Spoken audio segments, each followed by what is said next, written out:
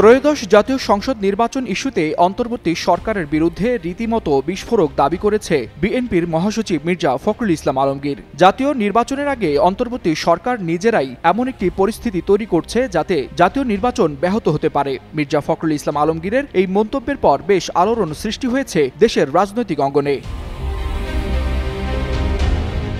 শুক্রবার বিকালে রাজধানীর নয়াপল্টনে বিএনপির কেন্দ্রীয় কার্যালয়ের সামনে ৭ নভেম্বর ঐতিহাসিক জাতীয় বিপ্লব ও সংহতি দিবস উপলক্ষে র্যালি কর্মসূচির আয়োজন করা হয়। র্যালি শুরুর আগেই এক সংক্ষিপ্ত সমাবেশে উদ্বোধনী বক্তব্যে অন্তর্বর্তী সরকারের বিরুদ্ধে এই মন্তব্য করেন বিএনপির মহাসচিব। মির্জা ফখরুল বলেন, আজকে দুর্ভাগ্য আমাদের, অন্তর্বর্তী সরকার যাদের আমরা সম্পূর্ণ সমর্থন দিয়েছি তারাই এখন এমন একটা অবস্থা তৈরি করছে যাতে নির্বাচন ব্যাহত হয়। কিছু রাজনৈতিক দল গণভোটের দাবি তুলে নির্বাচন বানচালের ষড়যন্ত্র করছে, ফলে গণভোট হলে সেটি নির্বাচনের দিনেই হতে হবে বলে স্পষ্ট বার্তা দেন তিনি।